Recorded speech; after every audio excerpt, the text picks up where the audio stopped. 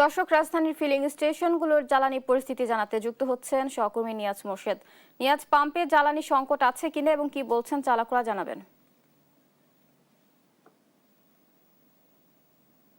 যেমনটি আপনি জানতে চাইলেন যে আসলে কি অবস্থা তেল সরবরাহের, যদি একটু বলি যে সকাল থেকে কয়েকটা পাম্পই কিন্তু আমি ঘুরেছি এবং সেখানে আসলে নির্ধারিত যে সময় বেঁধে দেয় তারা সেই সময় আসলে শুরু করেছেন। তবে আমি এখন যে রমনা পাম্পটিতে রয়েছি সেই রমনা পেট্রোলিয়াম পাম্প, এখানে ঠিক ৯টায় শুরু হওয়ার কথা এবং তারা ঠিক ৯টায় আসলে তারা শুরু করেছে তেল দেয়া।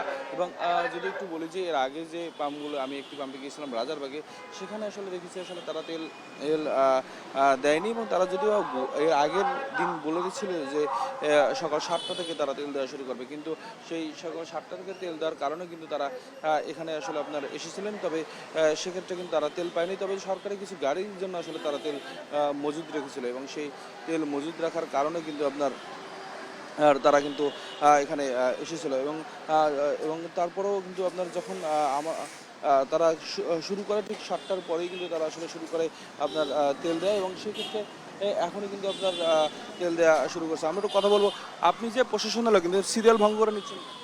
না না, আমার যদি দেয় তাহলে আমি নেব। আপনি দেয় মানে কি? আপনাদের সাথে তর্কও করলেন? এর আগের দিন দিছে, এর আগের দিন দিয়েছিল যে পুলিশের লোকের, আমি সিরিয়ালে দাঁড়াইছিলাম, আমাকে বললো যে আপনার সিরিয়াল লাগবে না। পাবলিকই বললো যে আমার সিরিয়াল লাগবে না।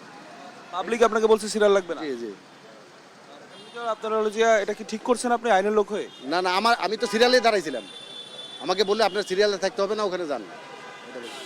একটু কথা বলি যে আসলে একটু আপনাদের সাথে কথা বলি যে উনি তো আসলে প্রশাসনের লোক, কিন্তু উনি ওনাকে সিরিয়াল ছাড়া আমরা তো এখানকার না।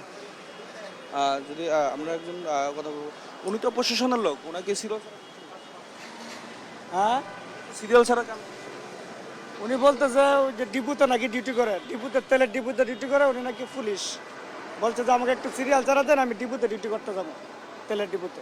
শুনছিলেন আসলে যারা প্রশাসনে যারা আসলে আছে তারাও কিন্তু আসলে আপনার এক ধরনের জনসাধারণের জন্য কিন্তু আসলে তারা একদম বিড়ম্বনার কারণ হয়ে দাঁড়িয়েছে এবং তারা আসলে এই যে জনসাধারণকে যেভাবে রেশনিং করে দেওয়া হচ্ছে, কিন্তু এই বিভিন্ন প্রশাসনের পরিচয় দিয়ে তারা কিন্তু আসলে নিজেদের ব্যক্তিগত গাড়িগুলো কিন্তু আপনার এইভাবে তারা ফুল ট্যাঙ্কি যে ভরা সেটি আসলে তারা নিয়ে যাচ্ছে, এমনটি আসলে প্রশাসনের প্রভাব খাটিয়ে কিন্তু তারা করছে। এই ছিল আমার কাছে সর্বশেষ তথ্য।